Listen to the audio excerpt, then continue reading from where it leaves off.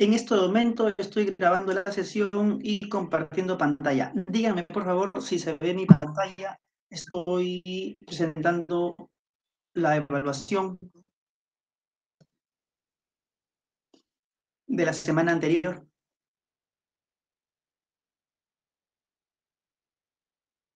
Sí, gracias, Carlos. Bien, y entonces comencemos. Comencemos rápidamente porque el tema que nos aborda el día de hoy, la semana 5, es un tanto extenso.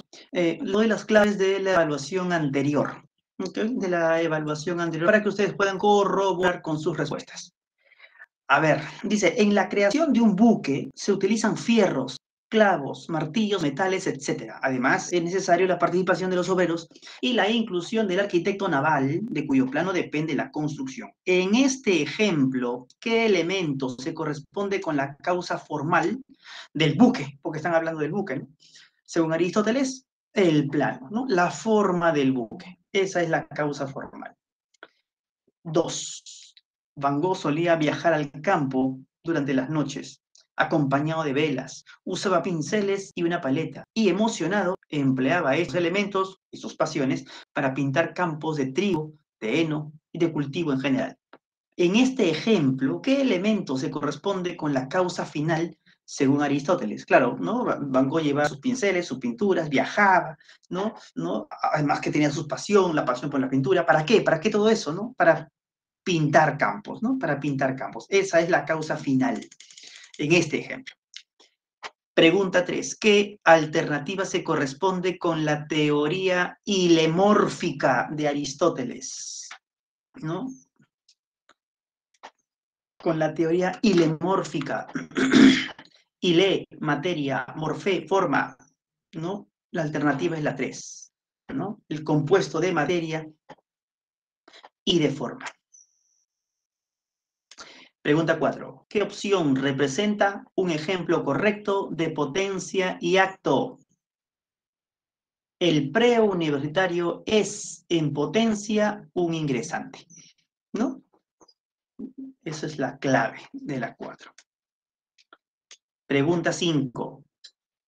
Relacione correctamente acto, materia, potencia con los conceptos que se encuentran al lado. Acto, aquello que la cosa es. Materia, elemento del que se componen las cosas reales. Potencia, la posibilidad de ser algo distinto de lo que se es. La alternativa es la A. 6. Marque la afirmación incorrecta de acuerdo a la escuela estoica. El estoicismo, ¿no? Sostiene que el hombre debe vivir en conformidad con la razón para lograr su tranquilidad o felicidad. Por lo tanto, la clave es la D, porque eso es lo incorrecto respecto de lo estoico, ¿no? La búsqueda del placer como el máximo bien es del epicureísmo en realidad. Entonces, 6 dado. 7. En una avenida transitada se construye un intercambio vial con elementos ecoamigables. Esta edificación busca descongestionar el tránsito en una zona del Perú. De acuerdo con la teoría de las 4 causas aristotélicas, ¿cuáles serían las causas que se puede evidenciar en el ejemplo? ¿No? Bueno, se está haciendo referencia a la causa material, ¿no? Con elementos ecoamigables y a la causa final, ¿no? Que busca descongestionar el tránsito. La clave es la C. 8. Kadesh debate con Margarita. Tú puedes ser feliz sola, al margen de la sociedad. Basta la propia naturaleza y dejar de lado las convenciones sociales para lograr la vida feliz. A partir de lo afirmado por Kadesh se puede inferir que él coincide con la escuela helenístico-romana llamada escepticismo. No, perdón, que estoy hablando. Cinismo. Cinismo. Disculpen, fue un lapsus. Cinismo. 9. La teoría hilemórfica de Aristóteles, ¿qué sostiene? ¿No? Sostiene que la materia y la forma son indesligables, ¿no? Todas las cosas contienen materia y forma de manera insoluble. Y finalmente la pregunta 10. La frase: cuando afirmamos que el placer es un bien, no nos referimos para nada a los placeres de los disipados, que consisten en embriagueces, como creen algunos que ignoran nuestras enseñanzas o las interpretan mal. Aludimos, cuando decimos placer, ¿no? Aludimos a la ausencia de dolor del cuerpo y a la ausencia de la perturbación en el alma. Esta es una cita de Epicuro, ¿no? De una carta de Epicuro a un discípulo suyo, ¿no? Por lo tanto, la frase pues pertenece a la escuela epicúrea. Bien, jóvenes, hasta aquí, ¿alguna pregunta? ¿Algo que no se haya comprendido? ¿Todo bien? ¿Todo claro?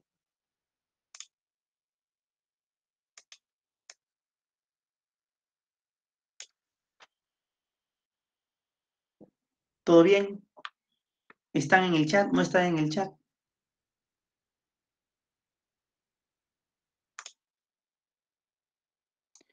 ¿Todo bien, Carlos? Listo, listo. Bien, nos toca abordar el día de hoy el tema del Renacimiento y de la filosofía moderna. Para entender el Renacimiento hay que entender... Buenas noches, buenas tardes, Rodrigo, ¿qué tal? ¿Qué tal, qué tal? Para entender el Renacimiento hay que hablar brevemente de el medioevo, que no lo hemos llevado aquí porque básicamente es una filosofía muy plegada a la teología, ¿no? Bien, el Renacimiento se le conoce como un movimiento cultural, intelectual, que aparece a finales del siglo XV en Italia, en Florencia, para ser más específicos, ¿no? Y que se va a expandir durante todo el siglo XVI, ¿no? El Renacimiento se llama así por el concepto de renacer, un nuevo nacimiento de la ciencia, pues ya había nacido en la antigua Grecia, un nuevo nacimiento en la investigación del mundo, ¿no? Que ya se había iniciado en la antigua Grecia, pero que había habido un tiempo de olvido durante aproximadamente 1000 años en esta época a la que la historia denomina época medieval, ¿no? En el Renacimiento se critica entonces esa tradición medievalista de corte escolástico, ¿no? En donde se consideraba, en la época medieval, que era la fe la fuente del conocimiento y obviamente basado en la Biblia, ¿no? En donde se consideraba de que el saber, para el saber bastaba las lecturas bíblicas. El Renacimiento critica todo ello, aparece nuevamente esta posición escéptica que ya había nacido también en la antigua Grecia, ¿no? Con Pirrón, recordarán, pero aquí en el Renacimiento aparece con otros personajes, el más destacado de ellos, Michel de Montaigne, ¿ok? Entonces, aquí también en el Renacimiento aparece, como les dije, una nueva ciencia, ¿no? Que vendría a ser la ciencia de corte experimental, ¿no? Esa ciencia cualitativa, no especulativa. En la antigua Grecia, había surgido una ciencia cualitativa especulativa, ¿no? Que si bien aportó mucho en el conocimiento del mundo, también falló mucho, ¿no? Esos errores se quieren corregir aquí en el Renacimiento, ¿no? Y una de las teorías más importantes que destacan en este Renacimiento es la teoría astronómica del heliocentrismo, que combate el geocentrismo. Recordarán ustedes que el geocentrismo es una postura muy antigua en astronomía que sostenía que la Tierra era el centro del universo. Para el heliocentrismo, el Sol, el centro del universo.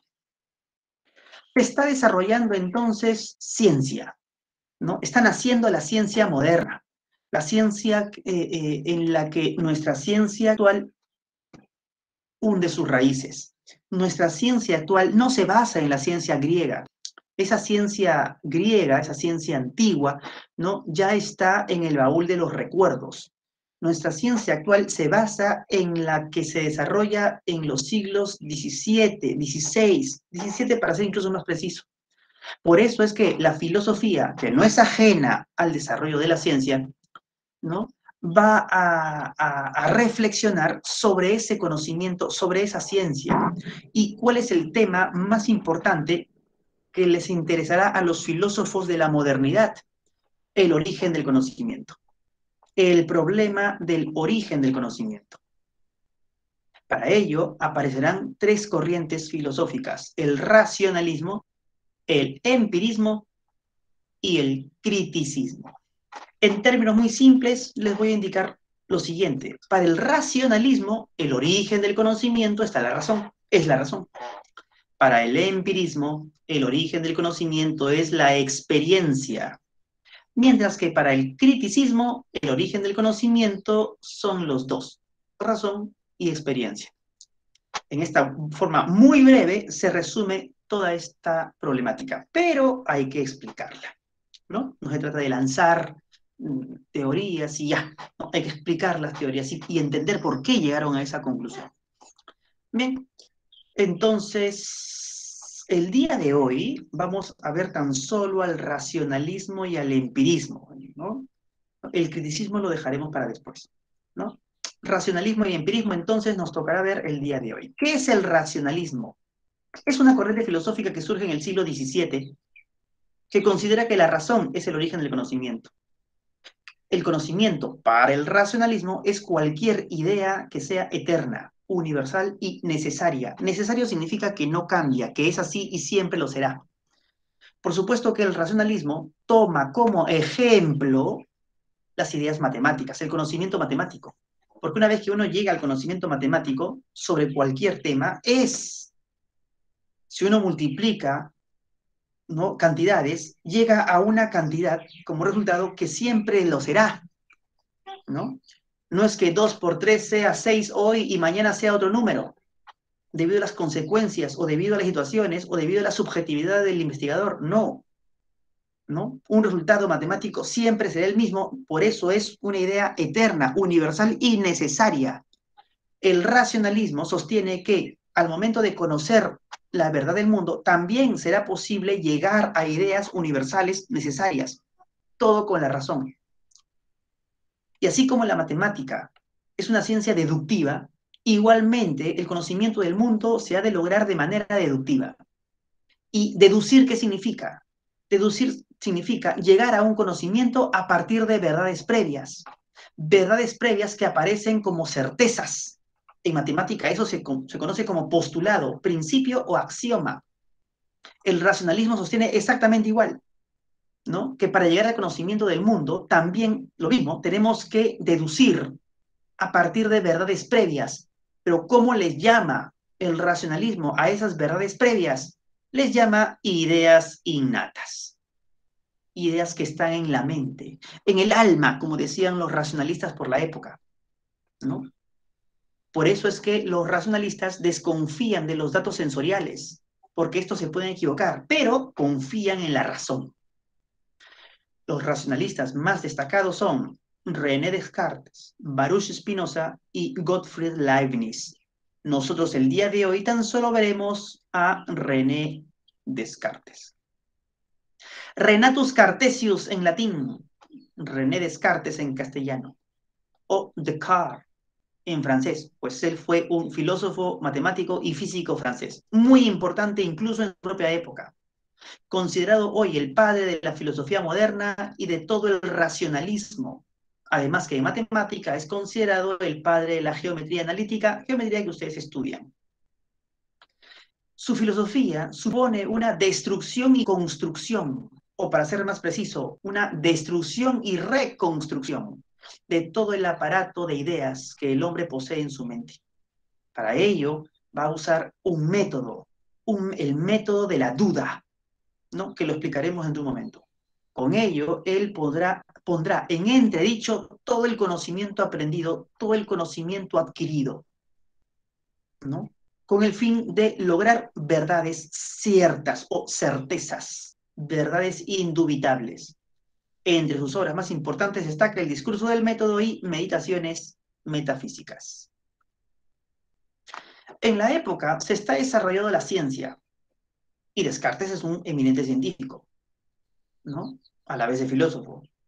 Pero se dio cuenta rápidamente que no hay una regla, o perdón, no hay reglas que definan el cómo investigar.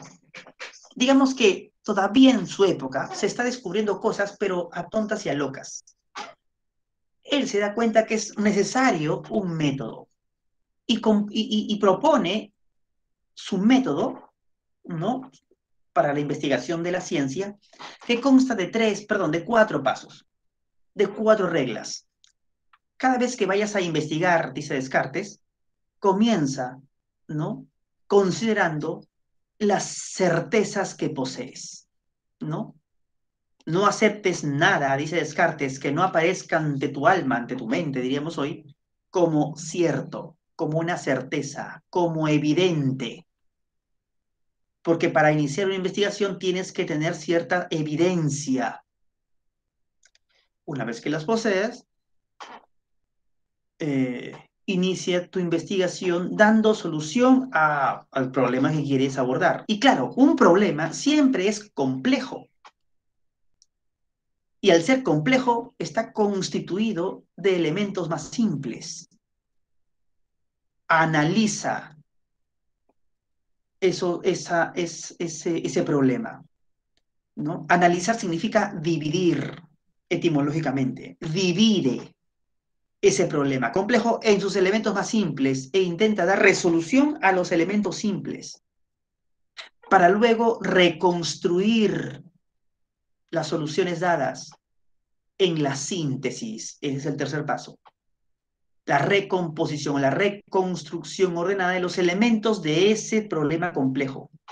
Como tú ya le has dado solución a los elementos simples, entonces ya tienes la solución del elemento complejo. Y cuarto, revisa, comprueba, ¿no? Enumera, ¿no? Contrasta todos los pasos seguidos en la resolución de tu problema. Haz las revisiones al problema cuantas veces creas necesaria, con el fin de estar seguro de no haber omitido nada. Estas son las reglas del método cartesiano para la investigación del mundo. Pero Descartes va más allá. Él ahora quiere hallar alguna certeza, algo que sea indubitable. Pues él se ha dado cuenta de que todas las ideas que posee, y él habla en primera persona, podrían estar erradas. Y él lo que quiere es tener la certeza, mira que la palabra certeza es muy fuerte, tener la certeza de las verdades que posee, ¿no? Para ello va a dudar, va a empezar una duda radical, una duda hiperbólica, es conocido, es una duda radicalísima, con el fin de ver si es posible hallar alguna verdad que ya no sea dudable. Lo primero que va a hacer es dudar de aquellas ideas que posee en su alma, en su mente, ¿no? Que es producto de los sentidos, ¿no? Dudemos de las ideas que poseemos de las cosas sensoriales. Si yo veo que una manzana es roja, dudaré que es roja. Si yo veo que el cielo es azul, dudaré que el cielo es azul. Por supuesto que los sentidos nos dan verdades, pero también nos dan errores. ¿Cuántas veces habrás visto tú tal cosa y finalmente no era lo que creíste haber visto? ¿Cuántas veces habrás escuchado tal cosa y finalmente no era lo que creíste haber escuchado? ¿Y cuántas veces habrás creído que diste con la verdad cuando finalmente fue un error y nunca te diste cuenta? ¿Y cuántas veces te habrás dado cuenta y lo corregiste? ¿No? Pero esa corrección, ¿será una corrección correcta o nuevamente te estás equivocando creyendo que lo has corregido? Los sentidos, dice Descartes, nos traen confusión, no nos permiten, no son fuente de certeza. Entonces, dudemos momentáneamente de los datos sensoriales. momentáneamente, porque recuerda que Descartes está buscando una certeza y parece ser que los datos sensoriales no nos brindan tal certeza. Descartes pasa a radicalizar su duda, ¿no? Ojo, ya la duda sobre las cosas sensoriales ya es radical. Uno puede pensar, ok, voy a dudar de que la manzana que veo no es roja. Ok, ya. Voy a dudar de que, ¿no? De que la pared no celeste que veo y no es celeste. Ok, ¿no? Pero también, ojo, tendrás que dudar de tu cuerpo, dice Descartes. Porque yo digo que tengo cuerpo porque lo toco, porque lo veo. Entonces, eso es un dato sensorial. Y si estamos de acuerdo en que si queremos buscar una certeza, tendremos que dudar de los datos sensoriales, entonces tendremos que dudar de que tengo un cuerpo, pues. La deducción es limpia, aunque la consecuencia atroz. Tendremos que dudar si queremos hallar una certeza, dice Descartes, ¿no? Si no quieres hallar certeza, bueno, no dudes, pues, ¿no? ¿No? Pero si quieres hallar una certeza, y Descartes está intentando hallarla, tendremos que dudar de todo aquello que parece inverosímil, que también tendremos que dudar de que tengo un cuerpo. Pero Descartes, como les decía, va más allá. Va a dudar de la existencia del mundo real. Ya no de las cosas particulares, ya no de ese color, ya no de esa manzana, ¿no? Ya no del color de ese cielo. Ahora va a dudar del mundo en general, ¿no? Porque decimos que el mundo existe y que es real, pero cuidado, dice Descartes, lo mismo podemos decir cuando estamos soñando. Porque cuando yo sueño, dice Descartes, sueño que estoy en un lugar, que estoy hablando con otras personas, que estoy escuchando sus palabras, que estoy corriendo, que estoy caminando, que río, que me asusto, que me entristezco. También en los sueños estoy en un mundo, pero ese mundo del sueño no existe. Y solamente me doy cuenta de que no existe cuando despierto, porque mientras estoy soñando, bien que me lo creo como existente. O si no, ¿cuántas veces, si has tenido pesadillas, nos darás la razón, diría Descartes, ¿no? Cuando soñamos, ¿no? Una pesadilla, cuando tenemos una pesadilla, despertamos asustados. ¿Por qué? ¿Por qué despertamos asustados? Porque parecía muy real, pues, ¿no? Porque parecía muy real lo que estaba sucediendo, así como muy real nos parece el mundo en este momento. No cabe la posibilidad, te preguntaría Descartes, de que estés soñando, que estás en un día martes en la tarde recibiendo tu clase de filosofía vía virtual. De repente estás soñando. Ahí no me vengas con el pellizco, ¿ah? Porque incluso uno puede soñar que lo están pellizcando y que le está doliendo. Entonces Descartes dice, bueno, entonces la vida podría ser un sueño. Podría, dice, podría. Y si esto es así, entonces no sé, al menos por el momento, distinguir entre el sueño y la vigilia. Por lo tanto, voy a también colocarle un signo de interrogación a la existencia del mundo, momentáneamente, porque parece que la idea del mundo también es una idea dubitable. Pero me he dado cuenta, dice Descartes, que mientras sueño, en los sueños, 2 más 2 siguen siendo 4 y un triángulo sigue teniendo 3 lados. Entonces, parece que las ideas matemáticas sí funcionan en los sueños, son lo mismo. En un sueño mío, pues un triángulo no tiene 3 lados, ni 2 más 2 es 7, ¿no? Las matemáticas siguen funcionando bien en los sueños. Entonces, ¿serán las verdades matemáticas esa verdad indubitable que estoy buscando? Descartes, siendo un matemático, responderá tras una breve reflexión que no, que incluso las matemáticas, por más ciertas que nos parezcan, por más demostrables que se muestren, también tienen un atisbo de duda. Y es la posible existencia de un genio maligno, de una especie de deidad, una especie de Dios que si quisiera me podría engañar respecto de las verdades matemáticas. Si quisiera, claro, ¿no? Pero la posibilidad está abierta. Ojo, Descartes es y fue ya en su tiempo considerado uno de los más grandes intelectuales incluso en su propia época. Por supuesto que él no cree en la existencia de un diablito por ahí que nos esté engañando, pero no puede anteponer su creencia a la búsqueda de la verdad. Por eso es que él, aún si no cree en el genio maligno, va a suponer de que existe. Y si existiese, podría engañarme.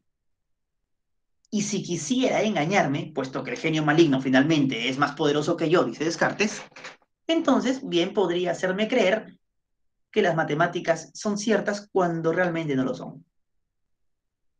Tengo la certeza, por ejemplo, que 2 más 2 es 4. Tengo la certeza, por ejemplo, que un triángulo tiene 3 lados. Verdades básicas, ¿no? ¿No? Evidentes, casi evidentes, hasta podríamos decir. Aunque saben que 2 más 2 y 4 se demuestra, ¿no? Pero Descartes dice, bueno, justamente ahí está el engaño, pues, ¿no? ¿En qué consiste un engaño? En hacer pasar por verdad lo que no lo es, ¿no? El genio maligno, más poderoso que yo, si quisiera, pudiese engañarme. Pero 2 más 2 es 4 se demuestra. Incluso podría engañarme en esa demostración. Pero se demuestra a partir de evidencias, ¿no? De axiomas que aparecen a la mente como efectivamente verdaderos, que aparecen a la mente. Y si fuese un engaño, un error, Descartes dice, está siendo radical, por supuesto que está siendo radical Descartes. Por supuesto que sí, dijimos en la primera clase que la filosofía es radical. Y sí, pues, ¿no? Bien, Descartes sostiene entonces que ha dudado de todo lo dubitable, ¿no? De todo lo posiblemente dudable. He dudado de todo, dice Descartes, pero me estoy dando cuenta que mientras dudo, pienso, porque toda duda es un pensamiento. Y mientras pienso, existo, porque solamente puedo dudar cuando existo. Por lo tanto, ¿no? Termina diciendo esta célebre frase, ¿no? Pienso, luego existo, cogito ergo sum en latín. Para poder decir que existo, primero tengo que pensar en mi existencia. El yo pensante, no el yo existente. Primero, el yo pensante es la primera verdad, la primera certeza. Yo ya no puedo dudar de que estoy dudando, ¿no? Ya no puedo dudar de que estoy dudando, porque si dudo de que estoy dudando, entonces estoy certificando mi existencia como ser que duda. Entonces existo, pues. Porque la duda es como el ojo que todo lo ve. El ojo lo ve todo, pero no puede verse a sí mismo y sin embargo tiene que existir. La duda es igual, la duda duda de todo, está dudando de todo, pero no puede dudar de ella misma, porque si duda, certifica su propia existencia, la existencia de alguien que duda, de algo que duda. ¿Qué soy? Se pregunta Descartes. Soy algo que piensa, soy algo que duda, eso soy. No sé si tengo un cuerpo, no lo sé, el cuerpo está puesto en duda ya. Pero lo que sí sé que soy es que existo como un ser que está dudando. No sé si existo mientras duermo, no lo sé, porque mientras duermo no estoy pensando, pero mientras dudo, existo. El yo pensante. ¿No? Yo existo y está certificado de modo indubitable. Yo poseo la idea de perfección, la idea de lo infinito, la idea de lo eterno, porque lo poseemos. Pero yo, dice Descartes, no soy eterno, no soy infinito, no soy perfecto. Y el mundo que percibo tampoco lo es. Entonces, ¿de dónde tengo esas ideas?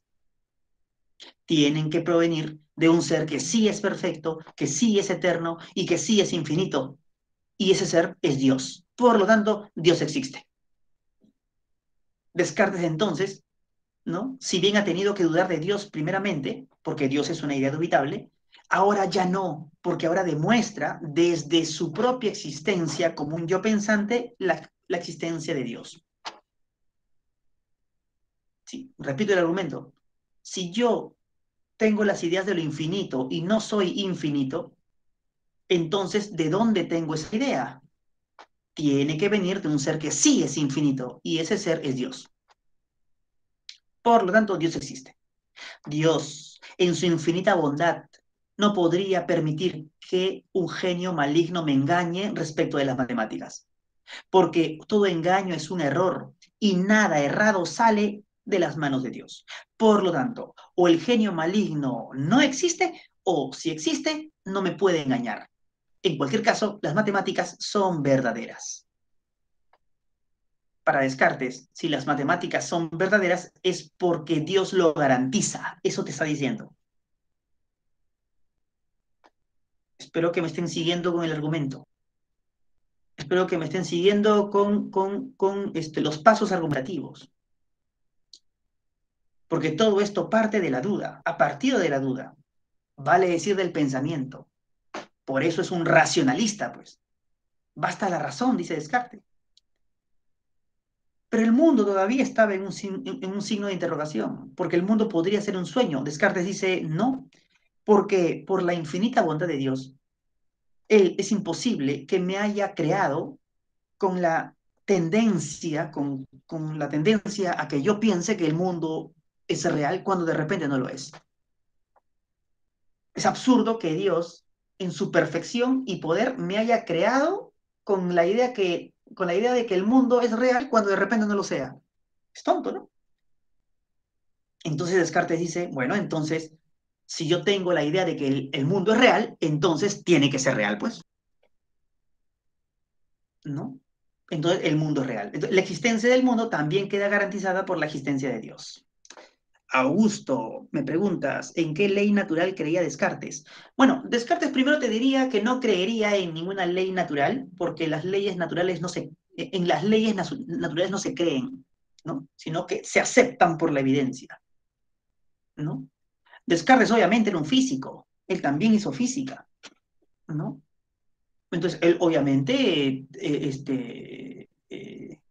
tenía bien la aceptación de leyes de la naturaleza, de leyes físicas, obviamente leyes anteriores a Newton, por obvias razones, por razones temporales, ya que Descartes pues, vive antes que Newton, ¿no? Pero Descartes, obviamente, él es un investigador de la naturaleza, ¿no? Que filosóficamente es un racionalista, por supuesto que sí, ¿no? Pero sabe perfectamente que hay leyes en la naturaleza. Ahora, ¿qué ley exactamente? No te podría decir, ¿no? Ese dato no lo tengo, ¿no? Pero de que era un naturalista en este sentido, sí, por supuesto que sí, ¿no? Bien, bien, bien. Me preguntas, Rodrigo, me refería al código ético que supuestamente lleva el ser humano de forma innata. Ya, ok, ok. El código ético.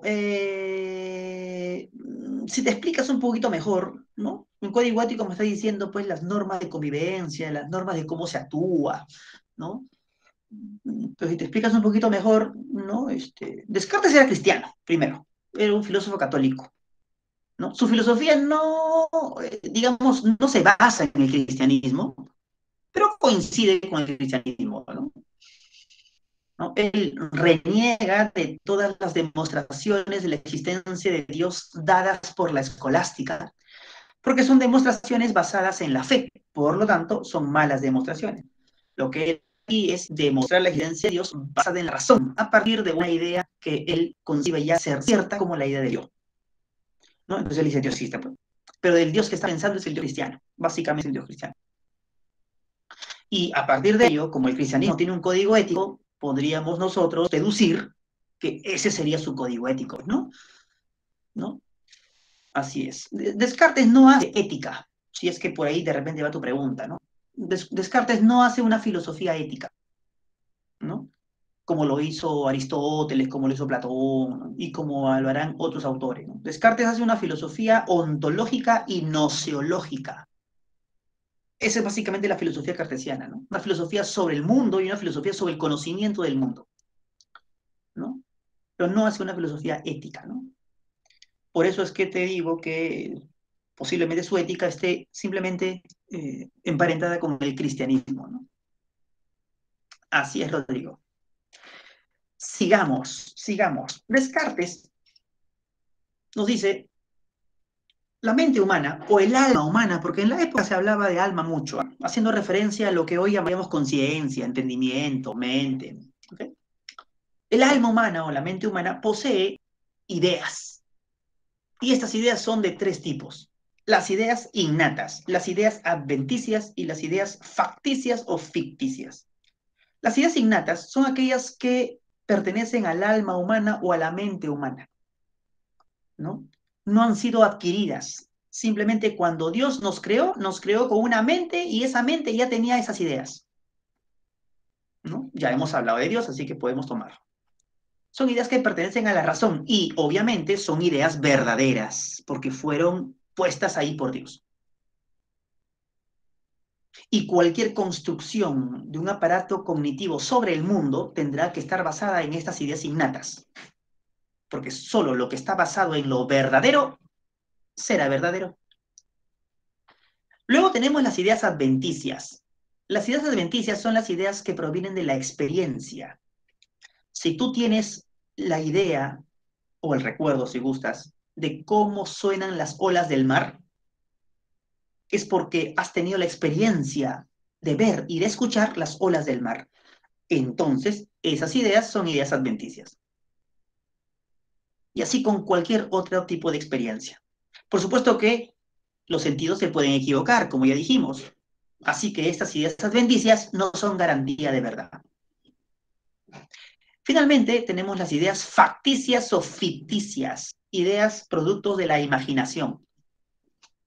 Un duende, un ángel, ¿no? Un centauro, Optimus Prime, Pikachu, ¿no? Vegeta, ¿no? Goku, ¿no? Etcétera. Descartes daba el ejemplo, pues, de Minotauro, ángeles, ¿no? Por su época. Yo puedo darte ejemplos más modernos, ¿no? Que es lo mismo en realidad. ¿Te imaginas Optimus Prime? Esa será una idea ficticia o facticia, producto de la imaginación de alguien. A Optimus Prime, pues no lo ves en la calle, ¿no?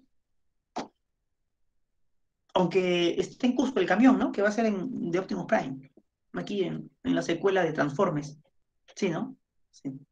Pero eso no es Optimus Prime, pues es un camión. Hay que se transforme, pues. Bueno, bromas aparte, lo cierto es que tenemos esas tres ideas en Descartes. Por supuesto que las que garantizan el conocimiento son las ideas innatas. Luego tenemos al empirismo, corriente filosófica que surge en el siglo XVII como respuesta al racionalismo y se extiende hasta el siglo XVIII. Para el empirismo es la experiencia, no la razón, el origen del conocimiento. Para el empirismo, el conocimiento es el conocimiento sobre el mundo. Y en la época, las ciencias naturales como la física, la astronomía, están dando grandes pasos. Por lo tanto, se debe tomar como modelo a estas ciencias naturales. A diferencia del racionalismo, que dice que tenemos ideas en la mente desde el nacimiento, para el empirismo no. Para el empirismo, nuestra mente, nuestra alma, como dirían en la época, al nacer está vacía, no tiene ninguna idea. Es como una tabula rasa, una hoja en blanco, una pizarra en blanco. Conforme vayamos creciendo, conforme vayamos mirando y escuchando el mundo, conforme vayamos experimentando en el mundo, entonces nuestra alma, como hoja en blanco, se va llenando, como si fuera una hoja, como si fueran tinta en papel. Por eso, para el empirismo no hay ideas innatas, eso no existe. Los grandes empiristas son John Locke, George Berkeley y David Hume. Por supuesto que nosotros tan solo veremos el día de hoy a David Hume, el más radical de los empiristas. Se enfrenta a los racionalistas, pero también a los empiristas anteriores a él, porque no fueron, desde su perspectiva, lo suficientemente coherentes. El empirismo radical lleva a un escepticismo. Para Hume, ¿no? quien fue un filósofo, economista, historiador, jurista, escocés, ¿no? El origen del conocimiento está en las sensaciones, que producen impresiones. Y las impresiones producirán ideas.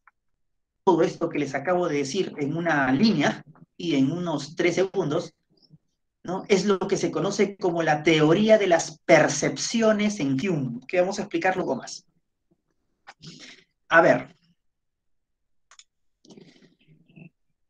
Descartes llamaba ideas al contenido que tenemos en la mente. Hume no va a usar el término ideas para hablar del contenido que tenemos en la mente. Hume va a hablar de percepciones. El concepto idea en Hume tendrá una connotación un poco más específica. Tenemos percepciones, dice Hume. Esos son los contenidos de la mente. Y las percepciones son de 2 tipos. Las impresiones y las ideas. Ideas aquí en un sentido mucho más específico que el que nos dio Descartes. Ya lo vamos a entender. Las impresiones son las percepciones más intensas, vivaces y claras, mientras que las ideas son menos intensas, menos vivaces, menos claras. Las ideas terminan siendo una especie de copia de las impresiones. Y si las impresiones provienen de la experiencia, entonces todo proviene de la experiencia. Ahora bien, las impresiones son de 2 tipos. Impresiones de sensación e impresiones de reflexión. Les doy un ejemplo. Si estás caminando por la calle y te cruzas con un perro negro, grande, que te está mirando, ¿no? Está gruñendo, escuchas el gruñido, ¿no? Ves que se está acercando hacia ti, ¿no?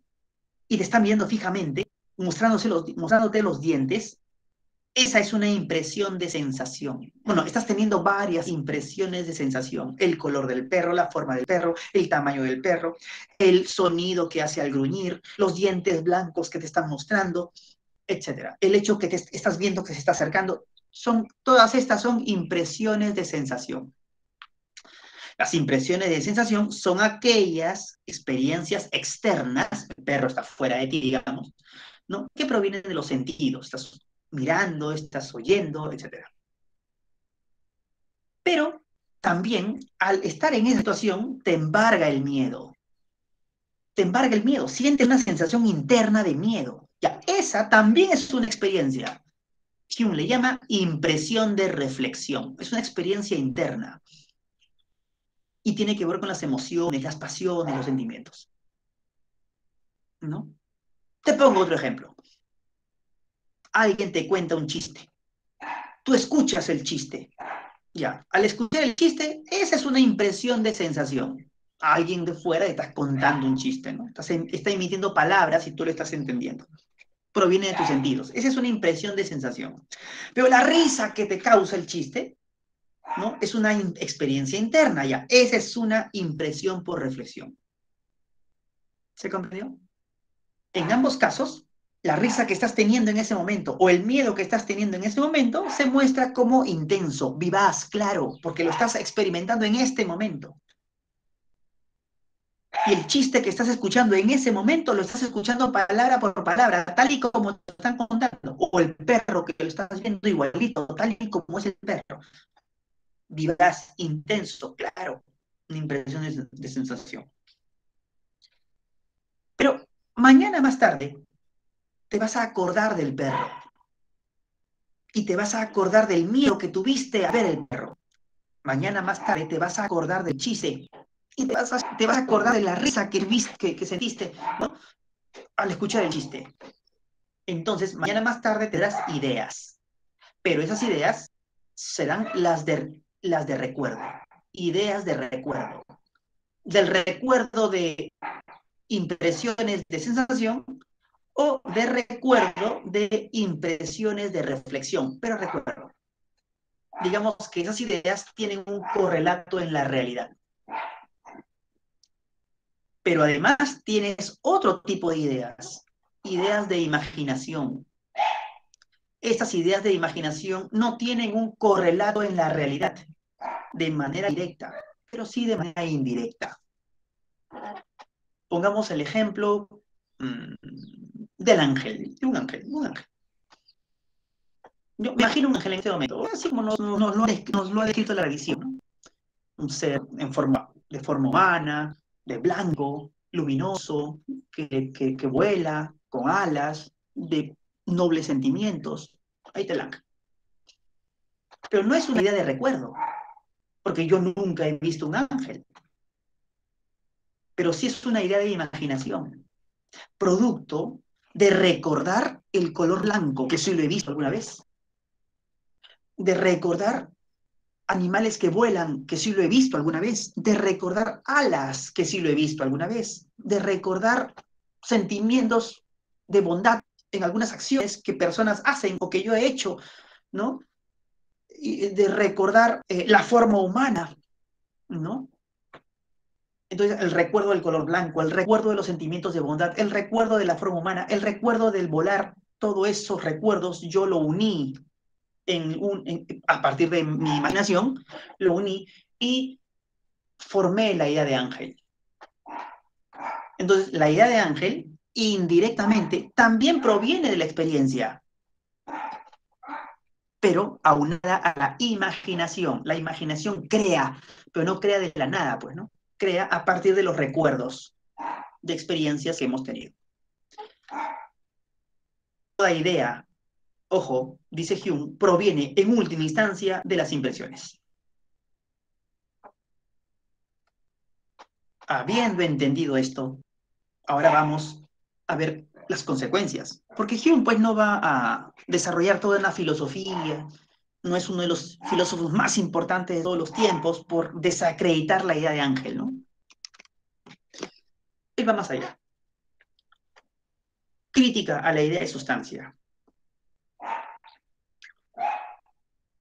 Imaginémonos que tienes en tu mano una manzana. Imaginémonos. Si tienes una manzana o cualquier otra fruta, estaría bien. O cualquier otro objeto, pero para que sigan con mi ejemplo, podría ser una fruta. ¿Okay? Imaginémonos que tienes en tu mano en este momento una manzana. La experiencia que tienes al oler la manzana, ¿no? Es una impresión, ¿no? Mañana más tarde tendrás la idea del olor de la manzana. Impresión, idea, se corresponde.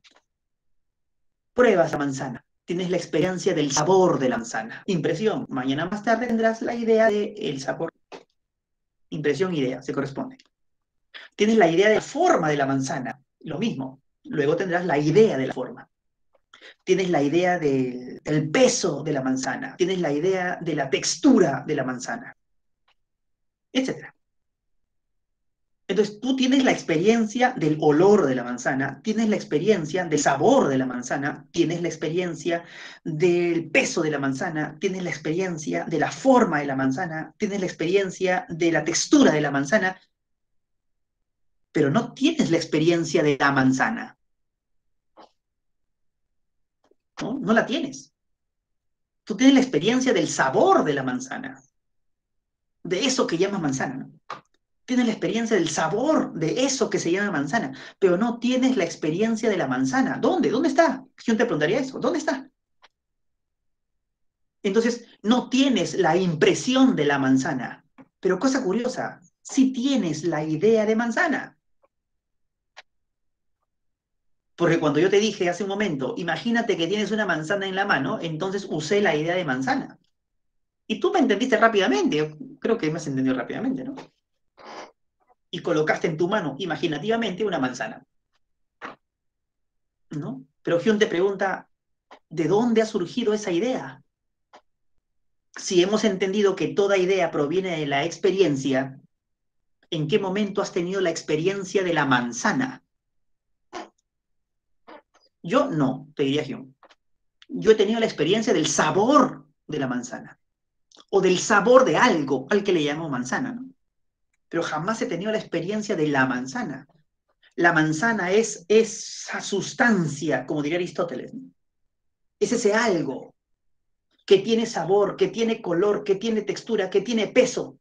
Y todas estas cualidades sí las puedo experimentar, pero al algo no la puedo experimentar. Asumo de que existe, porque el color siempre es color de algo, porque el sabor siempre es sabor de algo. Asumo de que existe, pero solo lo asumo. No puedo tener la experiencia, no tengo la experiencia y nunca la he tenido. Entonces, ¿puedo decir de que la manzana existe realmente? Hume dice, no, no lo puedo decir. Parece ser que es un producto de la imaginación. Así como con el ángel, pues, ¿no? Cogí el color, el color blanco, cogí la idea de ala, cogí la idea de bondad, cogí la idea de forma humana, ¡pum! Y formé el ángel. Ya, lo mismo hice con la manzana. Cogí el sabor, cogí el color, cogí la textura, cogí el peso, ¡pum! Y formé la idea de manzana. Y así como rápidamente podemos decir que el ángel no existe si no es producto de la imaginación, ¿por qué no podríamos decir lo mismo con la manzana, que no existe y finalmente es el producto de la imaginación? Y mira que te he dado el ejemplo de la manzana. Pude haber dado el ejemplo del perro, del gato, del árbol, de la piedra, del lapicero, de la casa, de la montaña, del río, del mundo. Creo que te das cuenta de las consecuencias radicales a las que está llevando el empirismo de Hume. El mundo. Pero no termina ahí. El yo. Lo mismo con el yo. ¿Ah? El yo. ¿Cuál es la experiencia que tengo del yo? Imaginación. ¿Cuál es la experiencia que tengo de Dios? Imaginación. Todo parece terminar en ello. Es radical. Y lo mismo con la idea de causalidad. Si yo aplaudo, tú dices que la causa del sonido fue el golpe. Ahí está. La causa del sonido fue el golpe. Tú ves el golpe y escuchas el sonido.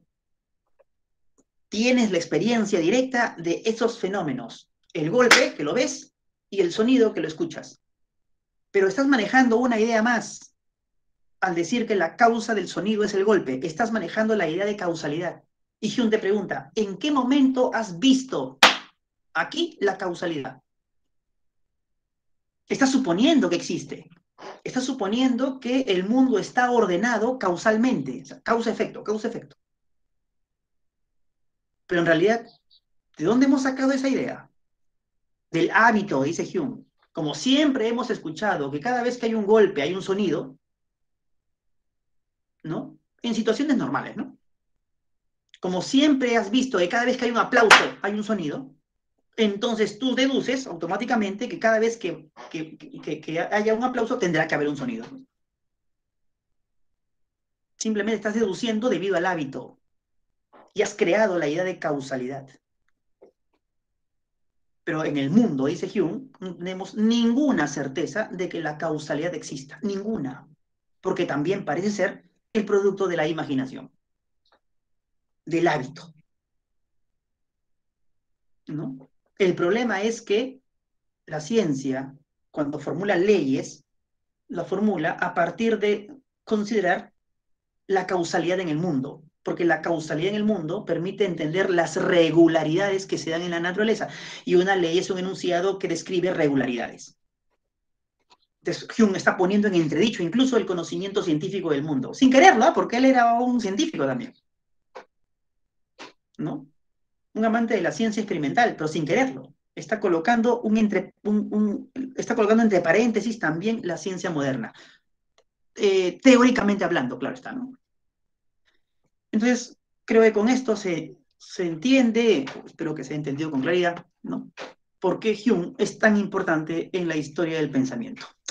Bien, jóvenes, aquí nos detenemos, ya estamos en la hora. Nos vemos la próxima semana entonces con las claves de la sesión que hoy nos ha abordado. Listo, nos vemos, cuídense, chau, chau, chau, chau. Dejo de presentar y dejo de grabar.